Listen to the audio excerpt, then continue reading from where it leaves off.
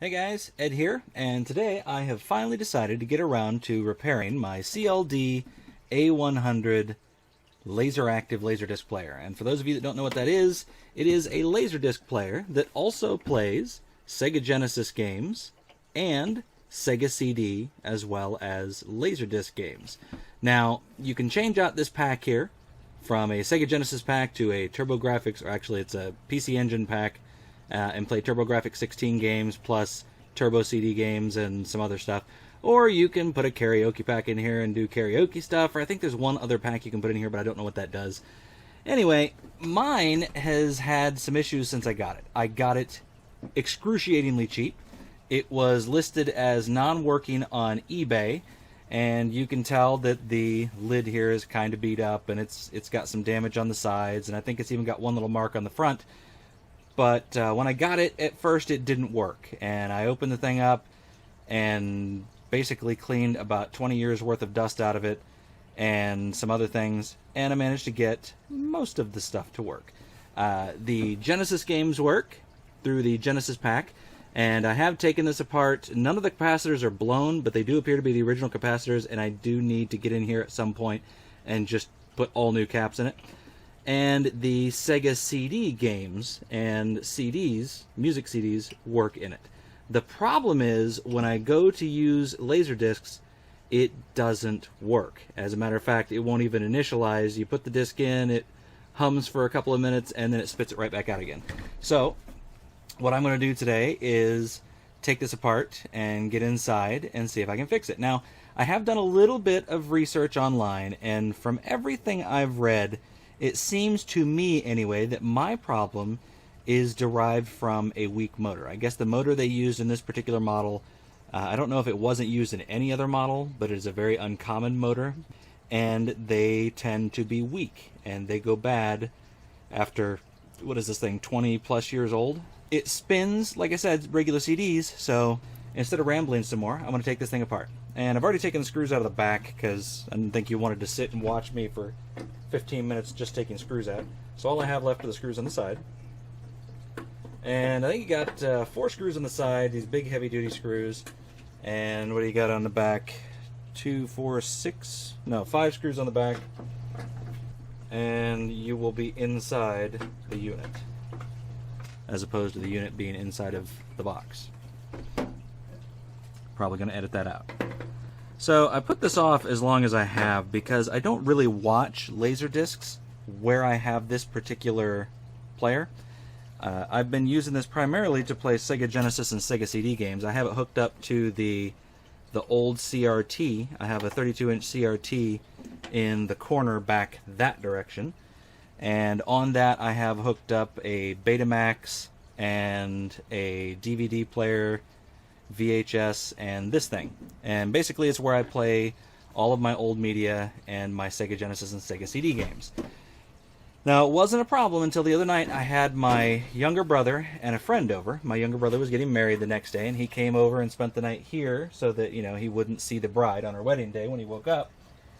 And we watched a movie on the projector, and then we decided that we weren't going to watch another movie on there, and he wanted to fall asleep watching something. Well, we were going to play, or I was going to play a Laserdisc movie, and then I remembered that this thing doesn't play Laserdiscs, and I didn't want to play it on the TV that I've got over there, and I didn't want to play it on the TV that I got in the family room, and I didn't want to play it on the projector, so we ended up watching, I forget what we watched, some DVD of a movie I just picked up recently. Anyway, that got me to thinking I really should get this thing working, and I'm going to show you here what the problem is. We'll use Wolfchild here. Alright, so first we're going to eject the CD, or eject the CD tray, and put the CD in so you can watch it spin. And you can see here, I'll move this forward a little bit so you can see better. When I hit play, you'll see the CD start to spin. It has no trouble. There you go. For tiny little light CDs, no trouble whatsoever getting them to play. Now let me show you what happens when I put a Laserdisc in here. There we go. So we'll eject the CD. Sucks having great big fingers.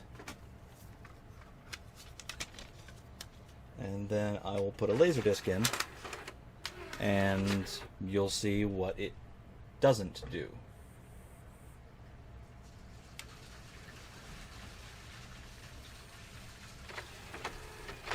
Oh, I neglected to mention there are actually two problems with this unit.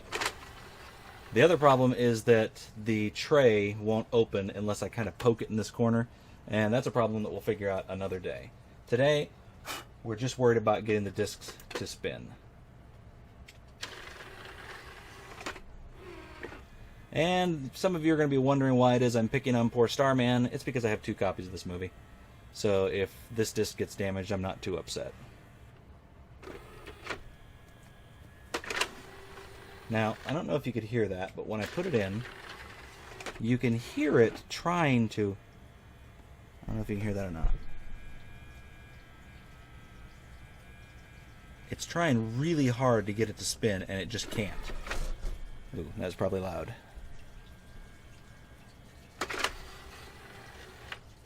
And there's a couple possible causes for this in terms of why the motor can't spin. I'm fairly certain the motor is the issue. It's just not able to spin the thing because it's too weak. So, well, let me show you. Rather than talk, we'll just take this apart. Because I was in this once before, and I think I put it into the pickup video when I got this. And I think I alluded to the problem, or what I thought was the problem at the time. And it revolves around both the weight and thickness of the disc, as well as this thing here. Now, I don't know if I mentioned it in the video or not, but I did take this piece apart. You can take these screws off, and this metal plate comes off of here, and then the whole white thing kind of pops out, and there is a single ball bearing that presses against the top of this, and when the disc pushes up against this, this piece slides in, and then it just pivots on that single greased ball bearing. And I did clean this out, and I put some new grease on the ball bearing. And what I think the problem is this thing is too hard, or pushes down too hard on the disc, and it makes it harder to spin, I think. So, what I'm going to try and do is mount this so that it stands off a little bit, so it doesn't have to push quite so hard on here, and hopefully it will make it easier to spin. So that's what I'm going to do. But I don't have anything here to do that with. I need some washers. I'll be back. Alright, I think I found just what I need here in this little kit that came with my VESA arm. And it's these little bitty washers in here. I'm going to take a couple of these out. Actually, I think I'm going to take 8 of these out. And what I'm going to do is I'm going to put 2 under each of the screws here. And that will hopefully lessen the pressure on the mechanism pushing up on the disc, thereby making it a little bit easier to spin. Okay, so we're going to put, what did I say, 2 on each one to start? Ah! Big fingers and tiny pieces make things difficult.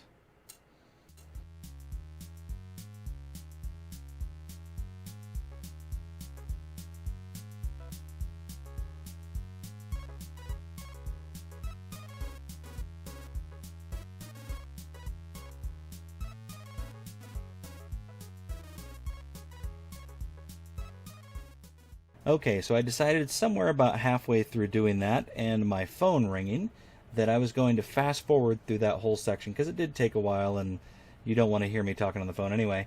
So, I'm not sure if I explained this before I fast forwarded, so I'll explain it again.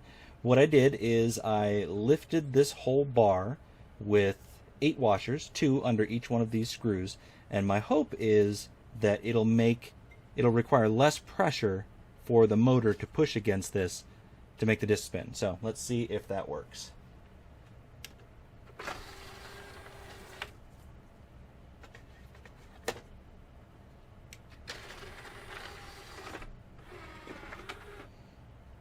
So far so good. This is already further than I've gotten before. Hit play.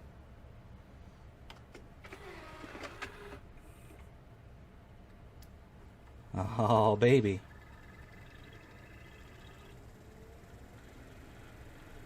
It's a beautiful thing. I think that might be the fix that we needed.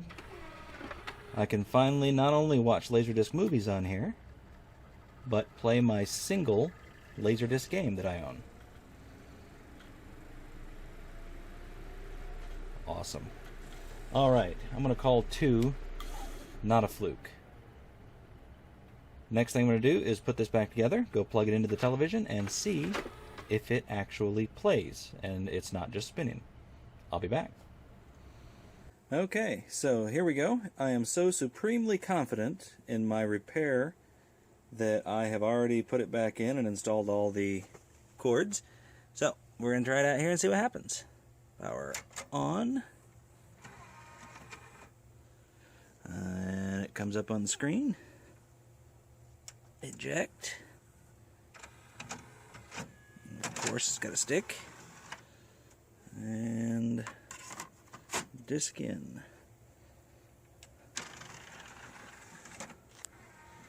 Let's see what happens.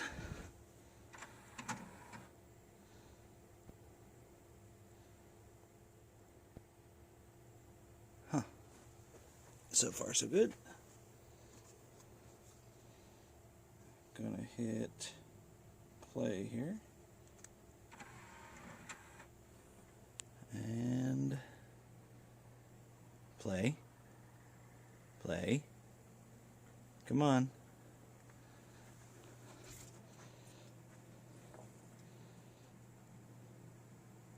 Oh! Ha ha ha ha! Awesome.